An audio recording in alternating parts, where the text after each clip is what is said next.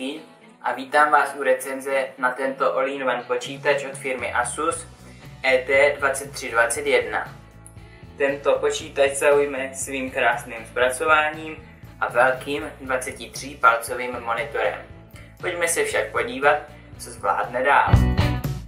Nejdřív se podíváme na samotnou konstrukci zařízení.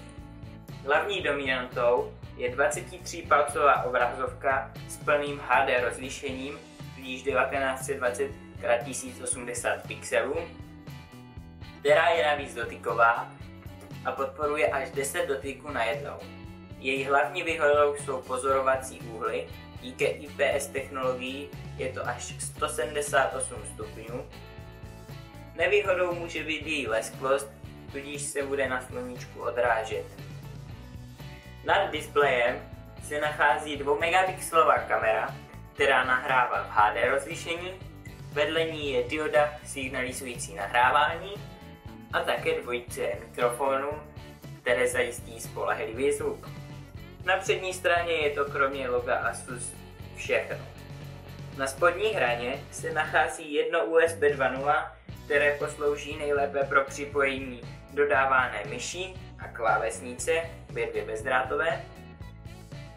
Také čtečka karet 6 v 1, slot pro mikrofon a pro sluchátka. Na druhé straně se nachází 5 ovládacích tlačítek a 2 diody signalizující zapnutí počítače a stav harddisku.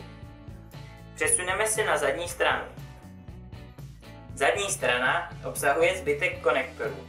Konektor pro připojení subwooferu od Asusu, dvojici USB 2.0 a trojici USB 3.0, z kterých jedno podporuje nabíjení i ve vypnutém stavu, takže si můžete nabíjet mobil či tablet, i když je počítač vypnutý. Dále zde je HDMI vstup a výstup, také LAN port.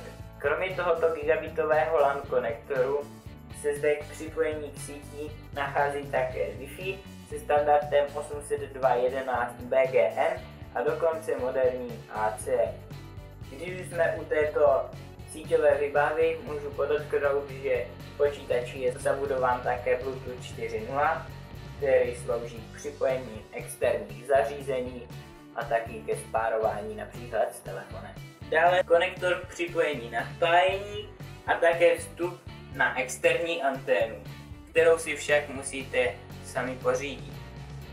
Nakonec zde je také odpor pro zámek Kensington. Na levé straně ze zadního pohledu se nachází DVD vypalovačka, která už v dnešní době není u all-in-one počítačů samozřejmostí. Celou horní stranu zaplňuje větrání, které je za běžného provozu opravdu tiché, možná trošku hučí, ale to se za obrovským displejem schová a při práci nejde vůbec slyšet, avšak za vyšších okolních teplot, jako kdyby začne dýchat, pustím vám nahrávku tohoto zvuku a to už docela slyšet jde, ale jde si na to docela dobře zvyknout.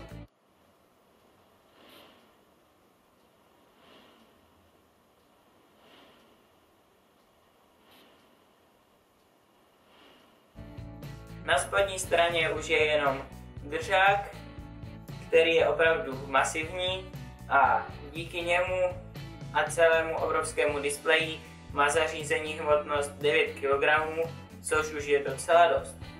Dále se podíváme na hardwareové vybavení tohoto počítače. Srdcem celého stroje je procesor Intel Core i5 4200U s jádrem Haswell, což je nejmodernější jádro od společnosti Intel. Jedná se o dvoujádrový procesor, který si hravě poradí s jakýmikoliv kancelářskými aplikacemi a nebude mít problémy určitě ani s úpravami obrázků nebo zpracováním videa. Dále se zde nachází grafická karta Nvidia GeForce GT 740M, tudíž se jedná o mobilní grafickou kartu a ta si s nejnovějšími hrami opravdu už moc neporadí. Takže je to spíše na hraní starších her s nižšími detaily, anebo také na tu kancelářskou práci. Nedílnou součástí počítače jsou reproduktory, které se opravdu povedly a nabízí velice kvalitní zvuk i s basovou složkou, což nebývá u all-in-one počítačů samozřejmostí. Jsou podloženy špičkovou technologií Asus Sonic Masters a taky technologií Max Audio pro profesionální zpracování zvuku. Málem bych zapomněl na 16 GB vnitřní RAM paměť, která je opravdu obrovská a poslouží velice dobře při práci s střihem videa či upravováním fotek ve vysokém rozlišení.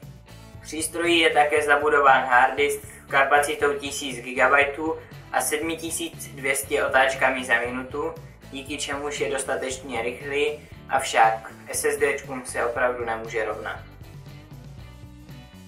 Od hardwareu se dostaneme postupně také k softwaru.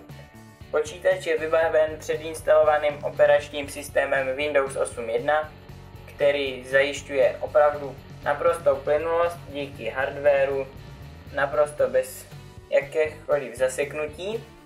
Avšak je zde také pár aplikací, které Asus navíc k tomuto počítači dodává.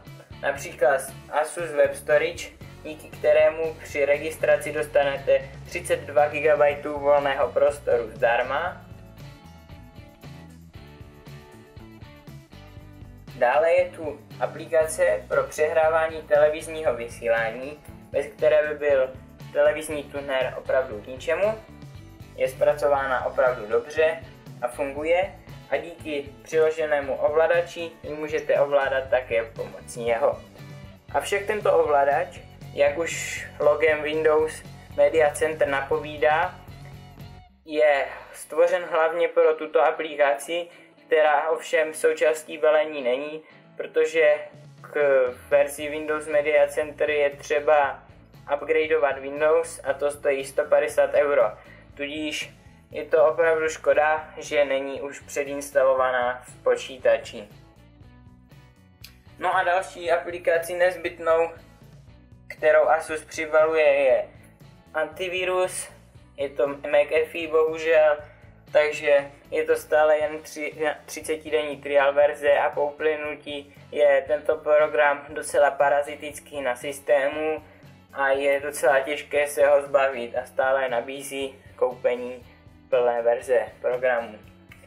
No a kromě toho je zde mnoho dalších programů pro práci s DVD mechanikou, s audiem, pro zábavu, Energy Intelligent, který zajišťuje nízké příkony k chodu počítače, docela se hodí. Díky této aplikaci můžete také sledovat spotřebu při běžné práci, která se pohybuje kolem těch 50 W, což na takový obrovský displej není zas tak moc. Avšak při hraní her či používání více aplikací najednou bude klidně překračovat i 60 W.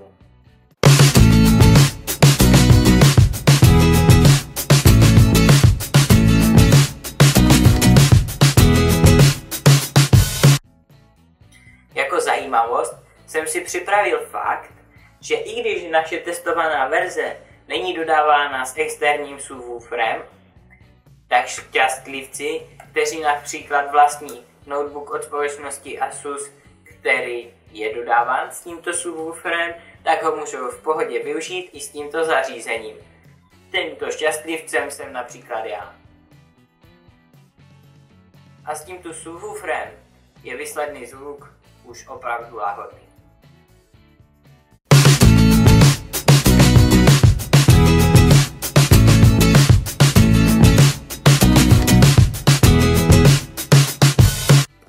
Zdravím, tady je Tomáš a vyzkoušel jsem pro kamarády, co dostali na recenzi počítač All-in-One, na kterém jsem zkoušel hrát Dota 2, která nejela úplně v pořádku. Hrál jsem to na low, na takých 30 FPS, takže moc nahrát bych neřekl, že to je, když člověk zvyklá hrát na 60, už to hraje trochu na vyšší úrovni, tak už to je poznat. No. Takže bych vám doporučil si koupit, pokud to chcete na hry, nějaké výkony, nemusí to být all-in-one, tady to je spíš na kancelářské potřeby, Photoshop a tedy. Jak už od našeho herního experta víte, tento stroj není určen pro hardcore hráče, kteří potřebují maximální detaily, a také si na něm asi už nezahrajete budoucí next-gen tituly, ale to je jen jedna z mála nevýhod. Mezi výhody určitě patří velice kvalitní displej, výborný zvuk a také dostatek konektorů a další vybavy, jako je třeba digitální TV tuner. Další výhodou bych řekl je v současnosti na poměry all-in-one počítačů velice malý adaptér, který trumfne který notebook, a také výbava v podobě bezdrátové myší a klávesnice. Mezi nevýhody patří možná nepřítomnost Windows Media Center edice, která by rozšířila možnosti digitální televize, a možná trochu vyšší hmotnost, ale přece nepotřebujete all-in-one počítač moc často přenášet. No, podívejme se na cenu. Na českých obchodech se cena tohoto zařízení pohybuje od 30 do 35 000 korun. Je to docela drahý špás, ale za tu cenu opravdu stojí.